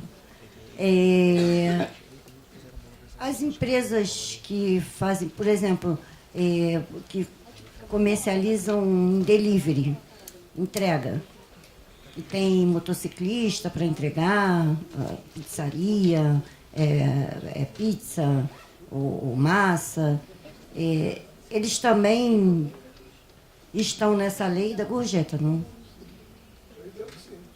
Sim, mas, na verdade, não é cobrado a gorjeta dentro da nota. Mas aí a pessoa que vai lá, o motociclista que vai entregar, ele pode receber alguma gorjeta. A gente tem 2 situações, né? A primeira situação é a taxa de serviço, que muitos restaurantes terríveis colocam essa taxa de serviço. Sim. R$4, R$5, R$10 de entrega. Acho que a lei deixa claro que qualquer tipo, né? Seria gorjeta. Isso faria parte, isso deveria, não pode ser recebido pelo restaurante, não pode ser retido pelo restaurante. Tem que ser distribuído entre aqueles empregados, que o acordo vai prever. Isso é um ponto. A gorjeta diretamente recebida, é claro que a gente sabe que o empregado que recebe uns R$10, uns 20, uns 50 direto no bolso, é muito difícil que ele informe. Quando eu falo em obrigar o empregado a informar, é uma cautela em relação a uma reclamação trabalhista. Quando ele chegar lá na frente do juiz falando, olha, eu recebi aqui R$2.000 de gorjeta, mas eu deveria receber 3.000, porque eu recebia 1.000 da mão direto do meu cliente na porta da casa dele. Se você tiver um mecanismo dizendo que ele é obrigado a informar esse valor, cabia a ele, culpa exclusiva. Ele foi exclusivamente culpado de não ter informado esse valor, não ter recebido o rateio. Ele não pode ser beneficiado por isso. A justiça não poderia, eu vou dizer que a justiça faz um monte de coisa que a gente acha que não pode, mas ela não poderia beneficiar o empregado dessa forma e obrigar o restaurante a pagar esses R$1.000 novamente, porque ele recebeu efetivamente. Entendeu? Acho que esse é o ponto. Quando eu falo isso, é a questão de cautela.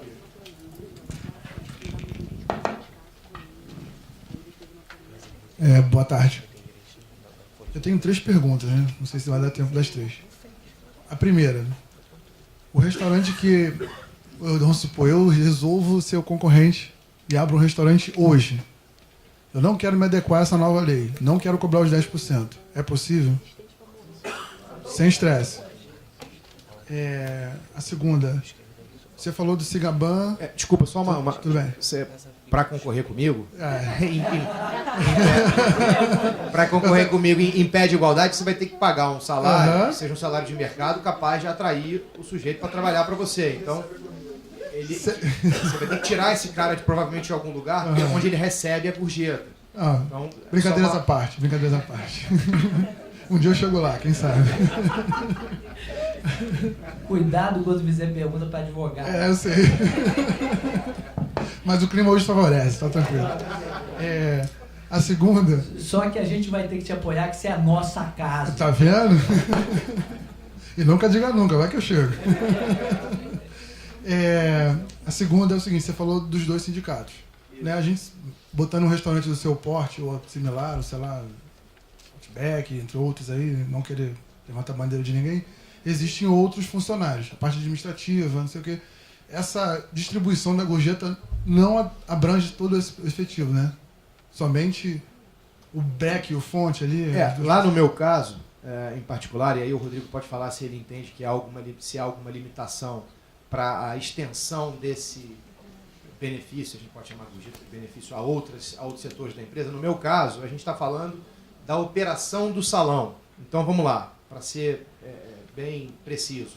Comim, garçom e maître, recepção, sommelier, barman, o chefe do bar e os outros funcionários do bar, e cozinha. Então, lá no meu caso, agora, a sua pergunta é a seguinte: se eu quiser pagar uma porcentagem, Rodrigo, se eu quiser pagar uma porcentagem da gorjeta para o setor de eventos, não tem o menor problema. A lei fala em rateio de gorjeta. Então você pode ratear, distribuir da forma como você quiser. Desde que isso esteja previsto numa norma coletiva, num acordo coletivo, você pode ratear do jeito que você quiser. Você pode ratear através de percentual, você pode ratear através de pontos, como muitos restaurantes fazem. Você pode dizer que o garçom tem um percentual maior, o cozinheiro um menor.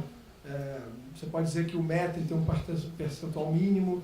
E aí varia. Ou você pode não ratear também. Você pode deixar só entre os garçons. Você pode deixar uma coisa individualizada também. Prever que a gorjeta que aquele garçom receber e informar será a gorjeta devida a ele. Entendeu? Então você não pode não ratear com ninguém. Não dividir. Então ela prevê o rateio. A forma como você vai fazer devida pelo restaurante. Lembrando que a lei é curta e econômica. Isso nos dá mais liberdade e flexibilidade de agir conforme a gente entende melhor. Esse, na minha opinião, é o grande benefício dela. Né? Essa liberdade maior e um Estado menos presente, menos regulador. Ok, obrigado. A terceira e última, né? Seguindo na mesma linha de raciocínio, eu decido não ter mais os 10% no meu estabelecimento.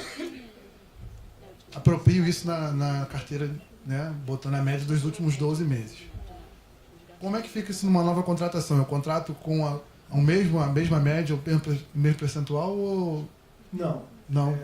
Assim, vamos lá. Para você, é na mudança que a média das gorjetas integra o salário.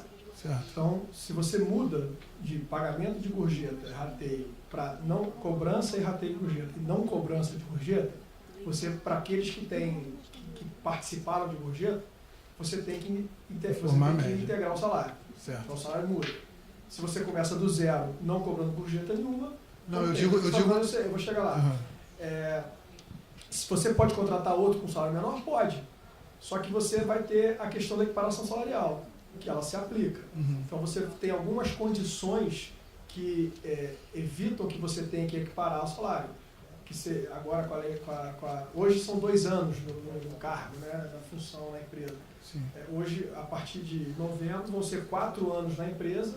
Quem tiver mais de 4 anos na empresa e mais de 2 anos na função, é uma excludente da equiparação salarial. Se você contratar o cara, se você tem um cara que entrou ano passado, recebia gorjeta, aí você parou de cobrar gorjeta, ele passou a receber de 1.500 para 4.000, e você contratar o cara hoje, com a diferença de 1 ano, recebendo 1.500, você fazendo a mesma coisa, vão passar a fazer a mesma coisa, você vai ter um problema, provavelmente, de equiparação salarial. Por causa da função. Por causa da função e do tempo que ele vai ter na função. Tá ok. Entendeu? Obrigado e parabéns aí a vocês.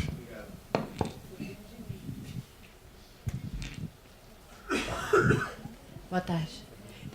Eu tenho 2 perguntas. A primeira pergunta é que eu acredito que tem alguns escritórios de contabilidade que faz a parte do departamento pessoal que está fazendo esses pagamentos errôneos. Por exemplo, eles estão lançando nos recibos de pagamento o valor total, tá? E criando rúbricas de 33% de desconto, mas só que os encargos é em cima do total.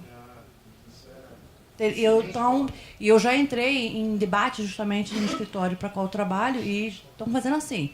São advogados e são contadores e estão fazendo assim mesmo, não adianta. Eu já botei, já falei, mas não adianta, estão fazendo assim. Eu acredito que assim esteja errado. Vai ser 2 vezes, o funcionário vai estar sendo lesado, né, em 2 situações. Eu não sei se isso procede. A gente chegou a conversar e a participar de outros debates sobre isso, em que a sugestão que foi dada era de que o lançamento fosse feito apenas dos 33%, no caso de quem está no lucro presumido, dos 33%. Eu assim estou fazendo e a gente recomenda dos 67%, desculpa, tirando a parte retida. Porque senão você está pagando, você tem um ônus fiscal aí que é desnecessário, você pode evitá-lo. Eu acho que o seu ponto é fantástico, isso foi debatido. E a gente está fazendo dessa forma como você acha correto. A segunda pergunta foi realmente junto lá com o Cigaban, que o Soares falou o seguinte, que o rateio correto seria 7% para o salão e 3% para a cozinha. Esse percentual ainda procede? Houve alguma mudança em relação a isso? Isso é o correto no entendimento dele. Isso, no entendimento do Cigaban. No entendimento dele. Isso pode ser de maneira diferente. A gente tem clientes nossos... 7% assim, né? 70% e 30%. Sim. E não é... Eu particularmente entendo, não sei se o Rodrigo comunga desse entendimento, mas que isso é facultado às partes negociarem. Se você tem uma... Quer dizer, que é dar 4% para a cozinha. Tem que fazer isso é liberdade das partes. E tem que se fazer acordo, né? Só uma observação sobre a questão da folha de pagamento. Quando você entregar o olerite, o mais indicado é que a verba da gorjeta venha bem discriminada, que é de acordo com a lei. 67% de acordo com a lei. Porque se não estiver a premissa, e a gente sabe na contabilidade que autuações é a torta e a direito, depende, é igual bumbum de criança, ninguém sabe o que vai vir da cabeça de um fiscal. Então seja o mais detalhista possível. Terminou o olerite, gorjeta lá embaixo, de acordo com a lei, pau, 67%. Senão, mas você, o que é que você vai ter que chamar o cara do sistema? É o que a gente fez no escritório. Ele disse que não era possível, a gente disse, então tem que encerrar o contrato. Porque tem que buscar um software que seja possível fazer isso. O problema é que existe essa possibilidade, é a cabeça dos donos do escritório. Aí é diferente. Eu passo uma premissa bastante interessante. Rodrigo, ele falou uma coisa fantástica, que isso fortalece o sindicato bom, que é aquele que atua, aquele que debate, discute e tal. Ontem eu e Pedro estávamos reunidos com o presidente de um sindicato que discute, está lá, blá, blá, blá. Esse sim, esse vai ficar forte. Agora, é a premissa que eu venho defendendo no Conselho Regional de Contabilidade quanto a nós contadores. Não é? Só vai sobreviver quem? Né? Dá 5 anos que eu venho falando, dá 5 anos para vocês verem o que, é que o XML vai fazer. O XML vai debitar e creditar, caros amigos. Vocês estão vendo aí, tem um professor de E-Social aqui, vocês estão vendo que a Receita Federal estalaria os dedos e pá, gera todas as folhas de pagamento desse Brasil. Todas. Para que, então, gerar folhas de pagamento em escritório? Porque a Receita não quer roubar, provavelmente, o trabalho dos escritórios de contabilidade. Vocês sabem que quando saiu o SPED tributário, a Receita Federal, pá, estala os dedos. A gente tem os livros de semestre dos 28 estados da União, através do Cadastro Nacional de Atividade, que vai para o CEFOP, que vai para o NCM, que gera através do KNAI. E se aquilo gera crédito de ICMS ou não gera crédito de ICMS, caros amigos. Essa é que é a grande verdade. Dá um tempo. Daqui a um tempo, escrita contábil vai ser importante como uma revisão. E assim como é essa livre negociação. A gente está vivendo um momento da automação que ela é complicada. Esse raciocínio que ela está dizendo é muito complicado de ser. Não sei se vocês compactuam com isso. Boa tarde, Miguel. Tenho 2 perguntas. A primeira, com relação à parte que a lei fala que a gorjeta não é receita, ok? Hoje o CFOP utilizado é o 5102, que é tributado. É correto considerar 5949? Porque a legislação é omissa em relação a... Ainda não vi nada na legislação com relação à prática contábil da parte fiscal. Então, vamos lá. Você está citando uma prática da Secretaria Estadual. Que o CEFOP ele é utilizado para a Secretaria Estadual. ICMS, isso aí. A gente tem tido algumas apresentações da Receita Federal aqui no escritório, aqui no Conselho Regional. Eles têm vindo, são bem abertos, não sei se vocês têm participado. A Receita Federal está alegando que a legislação está saindo sem o conhecimento deles. Perfeito? Então, toda a estrutura dos softwares de controle da Receita Federal estão em adaptação. Perfeito? Então, o que eu imagino neste momento que ela vai fazer? Ela vai criar, junto com o Estado, porque a tabela de CEFOPs ela é brasileira, controlada pelos estados. Ela vai criar um CEFOP novo. Assim como vai ser no Simples Nacional para salões de beleza. Vão criar um controle novo, que é um KNAI novo para salões de beleza. E assim sucessivamente. Então, ao invés de desenvolver algo diferente, simplesmente um númerozinho diferente. Então, o CRC, então, não entende que é o 5949, porque o 5949 seriam outras saídas. Sim, vamos lá. Raciocina. Primeiro momento, a estrutura tributária brasileira, não é tributária, a estrutura fiscal. Fiscal é relacionado com o que o fisco controla. Tributária é a legislação em si. A fiscal não está preparada. Não está preparada. Perfeito?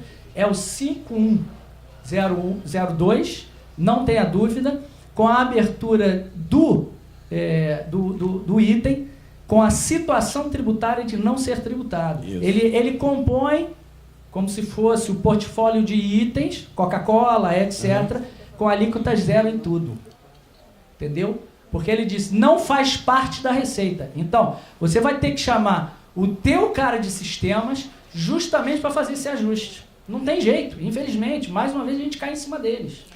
Isso você consegue fazer até que no cadastro de produto. Você pode manter o CFOP. Alíquota zero, situação tributária. Exatamente. E na contabilidade, quando você importar para o fiscal, você contabiliza. Exatamente. Aí a segunda pergunta é que você falou de uma conta, eu fiquei na dúvida se era uma conta bancária ou uma conta contábil específica para a contabilização da gorjeta.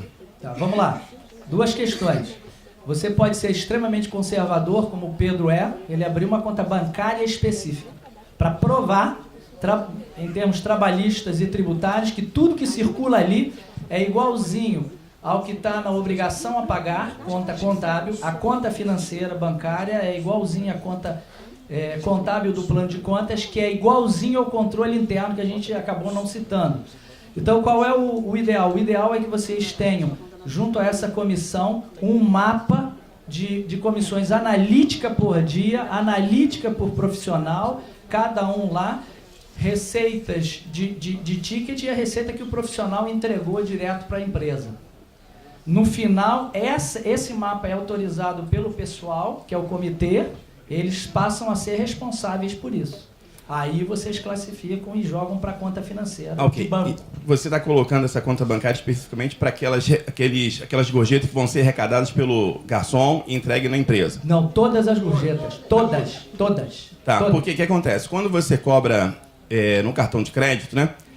O crédito desse pagamento vai entrar junto na conta normal da empresa. Isso, né? exatamente. Então você não consegue usar essa conta bancária específica, porque uma parte vai Você receber. vai ter que abrir mão de recurso financeiro seu. Não, sim, você vai receber. Simples. Não, mas olha só. A minha dúvida é na conta bancária, porque veja bem, o cartão de crédito vai ser acreditado na conta normal do que vem recebendo hoje, da pessoa jurídica. Perfeito. E aí você tem uma conta, ainda tua, pessoa jurídica, para transicionar as gorjetas.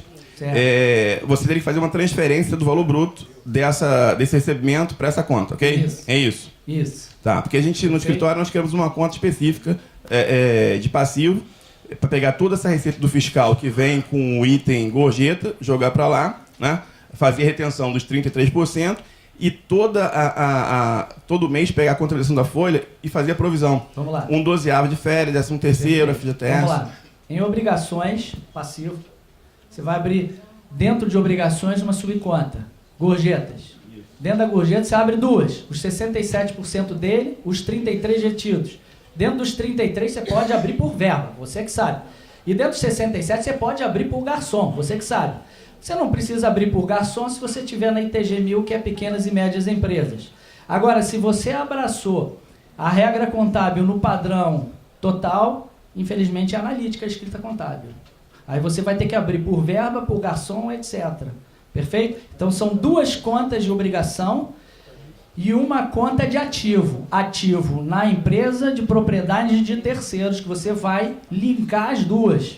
Chegou a fiscalização. Para você não ter trabalho, mapinha das comissões, não, das gorjetas, assinado por todo mundo e entregue, junto com a escrita contábil.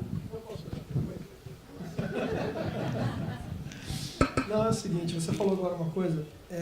Se eu tiver um livro de registro dessas gorjetas, que é um livro lá que os empregados, ou diariamente, ou semanalmente, ou mensalmente, colocam lá os valores, esse livro teria valor contábil?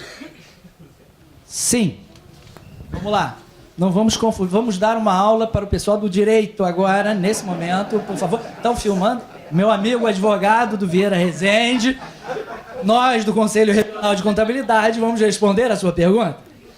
A ciência contábil reflete os fatos dos atos administrativos, sendo que o contador, no exercício das suas funções, de acordo com o Código Civil, tem fé pública. Tudo aquilo que ele assina. Então, se ele pegar este documento e ele tivesse valor, e é um documento interno, e eu dissesse, eu assumi uma dívida para com ele, e não fosse uma dívida de prestação de serviço, cujo uma lei específica determina um documento fiscal, ele tem valor. Entendeu? Essa é a questão que a gente tem que ter noção agora. Aí, sem querer interromper, fora de brincadeira, claro, né?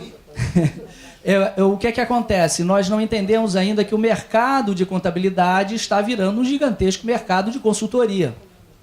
De consultoria de inteligência, de controles internos e de adequação à lei brasileira, que vem com 1,5 páginas, mas com obrigações acessórias bombásticas. Lá o professor do E-Social está rindo às gargalhadas ali, porque ele sabe. O cara, para hoje se adequar ao E-Social, ele não pode ser um qualquer. Ele tem que adequar a estrutura inteira do cliente e a estrutura inteira dele, não é, professor? É isso que acontece. Então, o que é que ocorre? Hoje, nós temos que estruturar os controles internos das empresas como prova anterior, como documentos, normalmente, que às vezes precisam, talvez não de um registro, mas de um reconhecimento de firma, porque o reconhecimento de firma vem com data de quando foi reconhecida, provando que aquilo não foi gerado naquele momento. Entenderam? E é aí que a gente que serve a pergunta é porque talvez você possa facilitar, não sei, esses controles na medida em que você tem esse livro de registro lá de recebimento de gorjeta já registrado efetivamente e aí você não precisaria ter uma folhinha dizendo que o cara recebeu tanto daquele dia, entendeu? O que a gente tem visto lá no escritório, Lá no escritório tem muitos restaurantes. E o que é que acontece? O setor ele precisa realmente de um padrão. Um padrão, não é nem um padrão, é um método. Ele precisa de uma metodologia. Uma metodologia que parta de um padrão. Mas não dá para ser igual em todo mundo. Não dá para ser igual em todo mundo. Porque há restaurantes que são muito controlados. São muito... não são um ritmo frenético. Você não consegue ter bons controles em ritmo frenético. O que é ritmo frenético? É 24 horas, amigo, de funcionamento. É o cara, ó... É domingo a domingo, ele vai até as 3 da manhã, ele vai abrir às 9 para o pessoal, para as 11 começar o almoço, e ele vai. Isso é ritmo frenético. Ritmo frenético precisa de bom senso. O bom senso é você entender que aquilo dali tem que ser controlado de forma diferente. Agora, e tem os restaurantes que dá para ter um controle melhor. Restaurante só do almoço. Você não pode comparar um restaurante como é o Aprazível, que é um restaurante que funciona normalmente no esquema do fim da noite. Ele funciona o dia inteiro, vai para o fim da noite, mas se tiver um cara lá às 2 da manhã gastando os tubos, um shake árabe, você vai fechar o restaurante? Não. O shake árabe está gastando.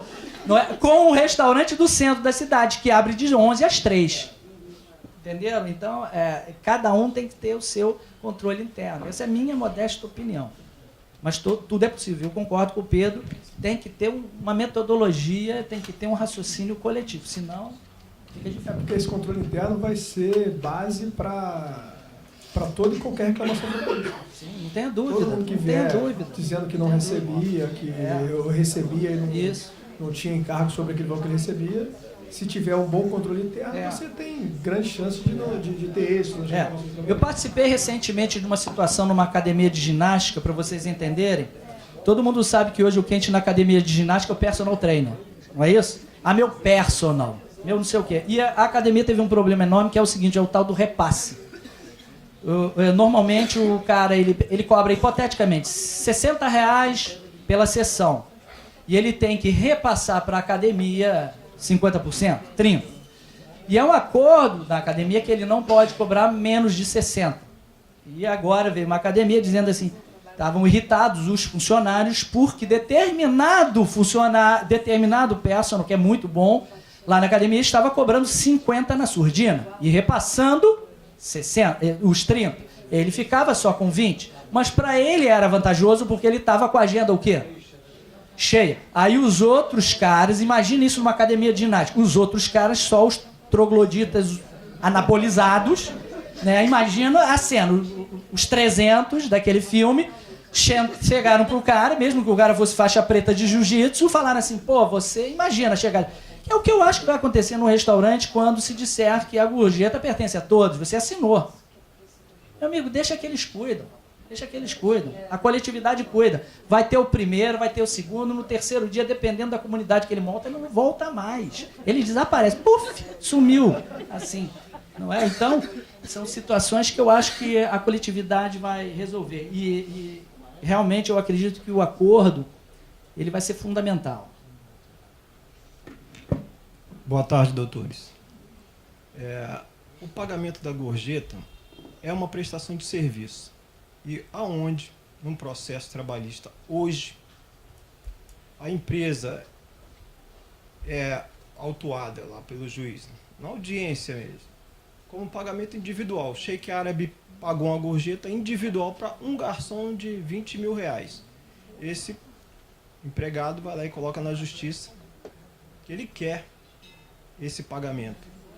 Aonde, nessa lei somente, está lá, é coletivo. Mas não tem nada em nenhuma lei, no direito constitucional, nada que preveja ou que garanta esse pagamento individual por conta desse gênero da prestação da gorjeta, da prestação de serviço, que é o recebimento da gorjeta. Não tem nada em nenhum lugar. Não, a lei não obriga o pagamento, né? A lei diz que a gorjeta integra o salário. Então, se a gorjeta integra o salário, aquele valor recebido, ele passa a fazer parte do salário do empregado. Fazendo parte do salário do empregado, a empresa tem que recolher os encargos incidentes sobre o salário. É isso. Se ele ganha R$1.000 e recebeu uma gorjeta de 20 mil, a empresa teria que recolher os encargos sobre 20 mil reais. É o que não acontece hoje e o que acontece nas reclamações trabalhistas. Na reclamação trabalhista, se ele receber a gorjeta, ele não pede o pagamento da gorjeta, ele pede o pagamento dos encargos trabalhistas sobre aquele valor recebido. Ele só pede o pagamento da gorjeta não recebida, que é aquela gorjeta que está na nota, se esses 20 mil reais está na nota, e o restaurante só repassou 10 mil, ele vai pedir os 10 mil de diferença. Esse é o ponto. Não sei se eu entendi bem a pergunta, mas esse é o ponto. A questão é da individualização do pagamento. Este empregado não quer ratear. Esse pagamento não foi colocado na nota. Foi dado em dinheiro lá para ele. Ele é dono de restaurante, ele sabe que tem clientes. Grande parte da receita, desculpa te interromper, mas você tem toda a razão. Grande parte lá no restaurante, há casos de clientes que dão $500 mesmo, de gorjeta espontânea. É a chamada gorjeta espontânea. A gente está falando dessa gorjeta espontânea antes da entrada em vigor da lei. Ela era chamada de gorjeta espontânea. E aí reparem que com o advento da lei não há mais a distinção. A lei chama de gorjeta o que antes, tudo, o conjunto, que antes era referido como gorjeta espontânea ou gorjeta apenas, né?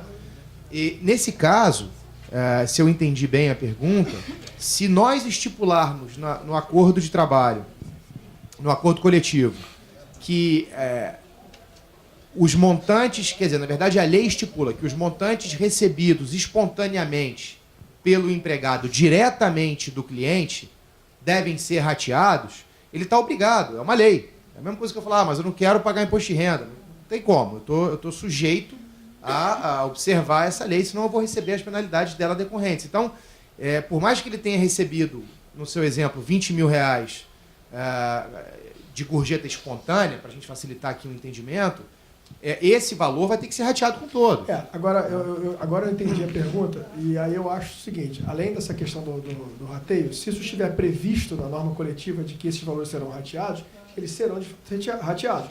Agora, você pode prever na norma coletiva que aquela gorjeta espontânea não entra no rateio para os demais empregados. Eu não vejo problema de não prever, tá? Mas esse valor vai ser considerado para efeito de pagamento de encargo trabalhista. Entendeu? E ele tem que ser considerado para efeito também do desconto dos 20%, 30% ou 33%. Certamente, entendeu? Certamente. É uma questão de previsão. O problema é que ele vai criar alguns inimigos, provavelmente, né? Ele vai criar inimigos. Ele tá, enquanto a gente falava e fazia a explicação, o Zé Miguel aqui na frente fez uma observação. Ele olhou para mim e falou: pô, mas isso não é apropriação indébita? Se tiver previsto que ele tem obrigação de declarar quanto recebeu para que seja rateado, ele está se apropriando indevidamente desses recursos, né? Agora, o que vai acontecer na prática, a gente está falando aqui em tese, como deveriam ser as coisas. O que vai acontecer na prática, quando eu fiz a brincadeira do Papai Noel, que chega de asa delta no meio do restaurante, esse dinheiro vai acabar no bolso deles mesmo, eu acho. A menos que haja uma fiscalização entre eles próprios, e que digam, eu vi você pegar $500, eu vi você botar no bolso não sei quanto. Ou que eles, tacitamente, ou até explicitamente entre eles próprios, digam: galera, é o seguinte, a gente tem a obrigação de declarar aqui pelo acordo coletivo, mas vamos fazer o seguinte aqui, um acerto nosso, quem receber, recebeu e está tudo certo. Pode acontecer isso também. O que acontece num salão de restaurante é ainda mais imprevisível do que em bumbum de bebê, para vocês saberem. Como o Rodrigo falou, tem que pagar. Eles são obrigados a declarar. À medida que o valor não é fornecido, aquele valor não existe. Então eu não tenho como pagar sobre aquele valor. O que eu disse mais, um pouco antes, é que... Mas é um risco que ele pode estar fazendo um controle. Então, o que eu disse é o seguinte, o que eu disse foi: isso vai acontecer, de fato vai acontecer.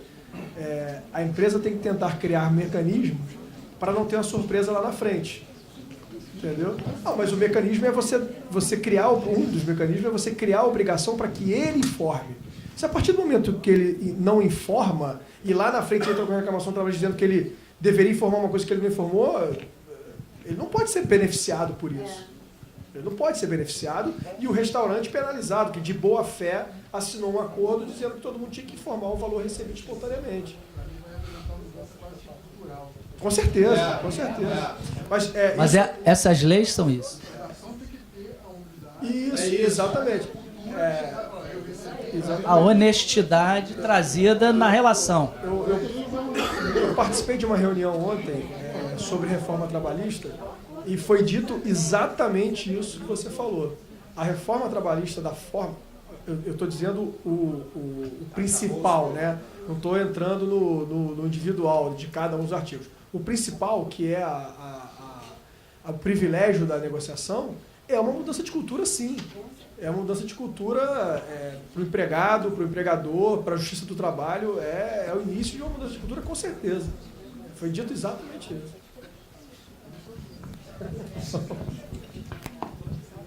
Senhores, infelizmente, o calor de vocês foi maravilhoso, mas eu fui comunicado que temos que encerrar. Muito obrigado a todos.